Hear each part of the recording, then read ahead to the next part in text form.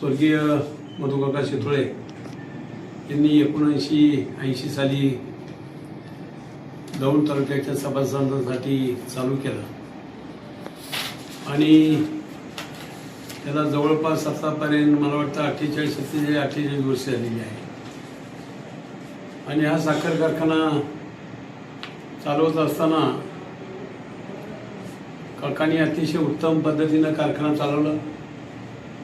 नंतर मी स्वतः 10 वर्षे 2001 सालापर्यंत हा कारखाना चालवलेला आहे. आणि या कारखान्याची परिस्थिती 2001 सालापर्यंत अतिशय चांगली होती. परंतु स्वर्गीय सुभाषांना पूल आकस्मिक गेल्यामुळं आज त्यांचे चिरंजीव म्हणून त्यांना चेअरमन पदावर त्या ठिकाणी मी बसवण्याचा प्रयत्न केला. ते बसले. त्याला आता 25 वर्ष होऊन गेली त्यांच्या ताब्यात तो कारखाना आहे. आणि म्हणून कारखान्याची अवस्था ही प्रत्येक माणसाला माहीत झालेली आहे. आणि मी गेली 51 वर्षे राजकारणात काम करतोय. 41 वर्षी जिल्हा बँक चालवतोय.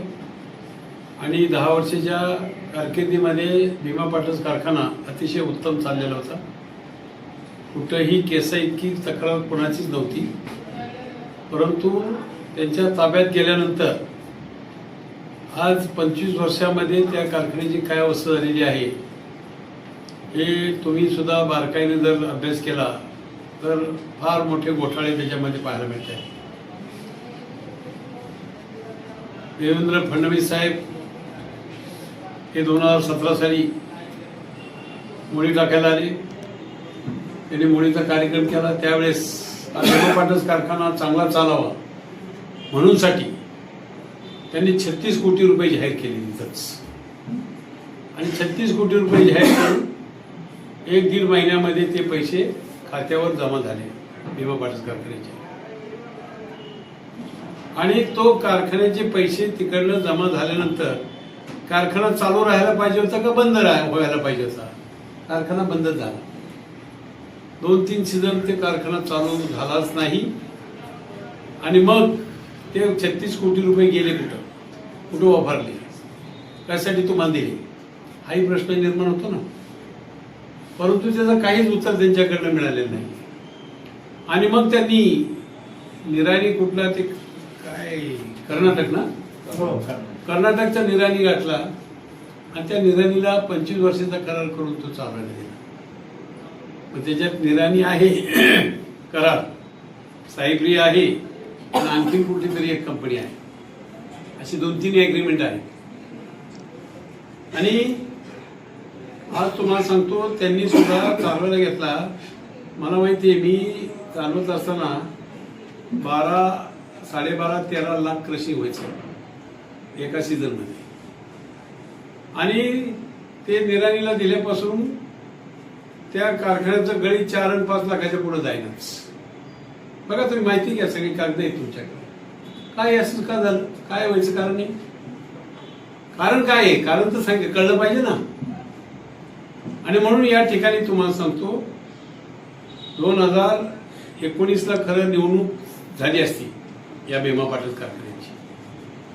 परंतु ती निवडणूक मी माझ्या राजकीय जीवनामध्ये पहिल्यांदाच असं पाहतोय की निवडणुकीची मुदत संपल्यानंतर तिथं प्रशासक येतो कुठल्याही संस्थेला, कुठल्याही, महाराष्ट्रात असो देशात असो. परंतु ह्या ठिकाणी प्रशासक आलाच नाही. आणि ते सांगतात, निवडणूक अधिकारी यांना विचारलं तर ते सांगतात आम्हाला प्राधिकरणाकडे पैसे त्यांनी भरले नाही, त्याच्यामुळे आम्ही निवडणूक लावू शकतो. निवडणूक लावत नाही मग तुम्ही प्रशासक का नेमत नाही, असा आमचा सवाल आहे. आणि म्हणून 5 वर्ष काढली त्यांनी तशी. 6वं वर्ष सुरू झालं. मग आम्ही वसंतराव साळुंखे असतील हे कोर्टात गेले. आणि कोर्टाने ज्यावेळेस सगळी परिस्थिती पाहिली त्यावेळेस तात्काळ निर्णय केला. म्हणजे अगोदर तर तुमच्या त्या RGD कोणत्या निलिमा गायकवाड त्यांनीच अगोदर लगेच निर्णय करून टाकला अर्ज केल्या की बाबा ही मुदत संपून गेलेली आहे, इथं प्रशासन नेमणं गरजेचं आहे. म्हणून वसंतराव साळुंखे असतील, शितोळे असतील, संबंधात त्या टाकून हे 2-3 जण नेमली. नंतर त्यांना ते जरा खटकलं मग त्यांनी जाऊन तिथनं शासनाकडनं ते बदल केले आणि सरकारी अधिकारी तिथे नेमण्याचा प्रयत्न केला, जगताप म्हणून DDR. तर ते जगताप DDR काय ते चार्ज घ्यायला तयार होते आणि मग परत त्याला आणखीन परत काहीतरी काळबेर करून ते लांबवण्याचा प्रयत्न केला. मी आता वसंतरावने सांगितलं की मंत्रिमंडळात लिक्विडेशनमध्ये काढण्याचा प्रयत्न केला. तो प्रयत्न करण्याचा प्रयत्न करून 1-2 दिवस तारीख समजा लांबली.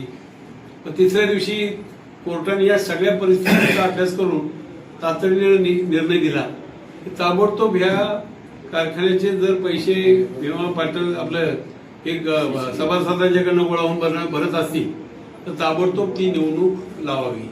आणि म्हणून मग आपल्या लोकांना विचारलं कोर्टाने किंवा तुम्ही पैसे भरायला तयार करते, म्हणजे आम्ही पैसे भरायला तयार आहोत. पैसे भरण्याची तयारी दाखवली आणि ते सांगितल्याबरोबर कोर्टाने आदेश करून टाकले की ताबडतोब निवडणूक सुरू करा. आणि म्हणून पैसे भरण्याची आता सगळी लिस्ट वगैरे सगळी तुमच्याकडे दाखवलेली आहे. आणि म्हणून 1-2-3 दिवसामध्ये हा सगळा प्रोग्राम आता बुधवारपासून सुरू होईल. आणि म्हणून इथून पुढं शेतकरी वर्गाने की बाबा हे साखर कारखान्यात काय काय गौडमंगल आहे, नेमकं गौडमंगल काय काय आहे ते जरा आपल्या सगळ्यांना कळलं पाहिजे. सगळ्यांनाच म्हणजे कसं आहे, तुम्ही आम्ही सगळे मालक आहोत त्या कारखान्याचे आणि चालक असतात, ते चालकांनी नेमकं काय केलंय ते कळण्यासाठी म्हणजे भविष्यात ह्या सगळ्या गोष्टी उघडकीस आल्याशिवाय राहणार नाहीत. आणि त्या येण्यासाठी आम्ही खऱ्या अर्थानं हा प्रयत्न करतोय. आणि कारखाना हा सभासदांचा कसा राहील, तो सभासदांच्या मालकीचा कसा राहील, हे एक प्रयत्न करण्याचं काम आम्ही सगळे सुतोळे आहेत, काकांचे चिरंजीव आहेत, त्यांच्या नेतृत्वाखाली आम्ही हा कारखाना कसा चालवता येईल ते बघणार आहोत.